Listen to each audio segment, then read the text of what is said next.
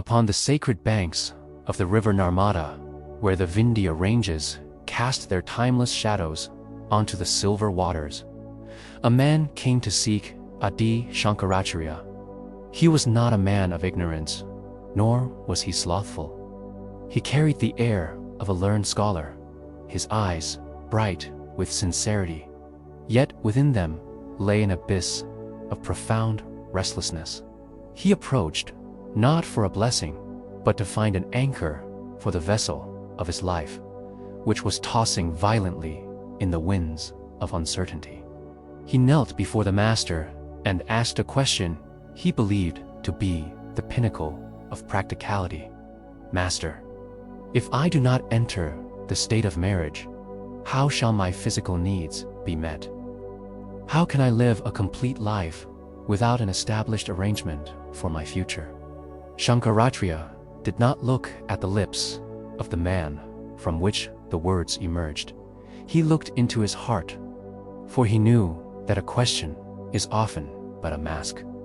Behind this veil of physical needs stood an entire system of social conditioning, a library of borrowed beliefs and unexamined assumptions inherited from generations of samsara. Shankaracharya smiled a smile as vast and flowing as the river before them.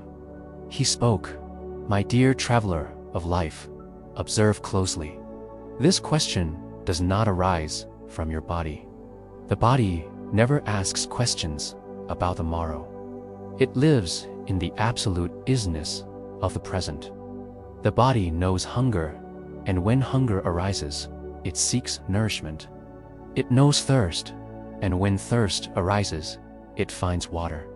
It knows exhaustion, and sleep descends of its own accord. The body does not hoard hunger for 10 years hence, nor does it demand an insurance policy for the thirst of tomorrow.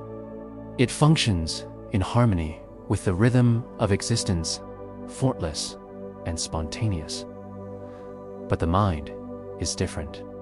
The mind lives through projection. When you speak of physical needs, you are truly speaking of the security of the mind. You do not fear the lack of food or companionship. You fear the great unknown. You fear that without the institution of marriage, you will become a lonely island in the vast ocean of life. You call this practicality, but in truth, this practicality is merely fear masquerading as intelligence. Society has tutored us that life must be planned, organized, and fortified. We are told that without institutions, existence becomes perilous. These ideas enter us from the cradle, silent and persistent, until we mistake them for the only truth. Shankaracharya pointed to a sharp paradox. You believe that marriage will dissolve desire. Look at the world. If marriage truly fulfilled the needs of man, then lust would have vanished on the very first night of union. But what is the reality? Desire does not disappear. It merely receives a social license to exist. Within the bond of marriage, craving often multiplies, for it is fed by the fire of possession and the dullness of habit. Marriage, in the minds of the masses, is not always about love. Often, it is an arrangement, a brick wall we build to shield ourselves from loneliness. But behold, how many dwell within their marriages and yet remain lonely to the very core. That loneliness does not stem from the absence of another. It stems from one's inability to be present with oneself. The man fell into a deep silence. He realized that the voice which had asked the question was not his own. It was the voice of his parents, his ancestors, and the echoes of traditional dogmas vibrating within him. He was but a vessel of the past, a loudspeaker for collective anxieties. Society requires you to marry to maintain its structure. Tradition requires you to procreate, so the chain remains unbroken. But existence requires no such thing. Nature does not ask for your marital status before bestowing the golden sunlight. Mother Earth does not check your marriage certificate before allowing the seeds beneath your feet to sprout. The Master continued, liberation, or moksha, is not a crusade against the body. Liberation is a movement against unconscious living. If you marry in awareness, it is no bondage. If you renounce the world in fear, that renunciation is but another prison. The question is not what you do, but who you are while you are doing it. Lust is distinct from the natural arousal of the body. Lust is a psychological process where the mind weaves images and cravings, turning them into a perpetual obsession. When you live in awareness, you see that the body has its own sacred rhythm. If you do not pour the fuel of thought into the fire of desire, the body regulates itself. The life force, prana, can be transformed. It must not be suppressed, for suppression is but another face of fear. It must be understood. When understanding dawns, energy no longer leaks out in a desperate search for fulfillment. It turns inward, illuminating the very core of your being. The man, seeking a final foothold, asked, "Then, should I marry or not?"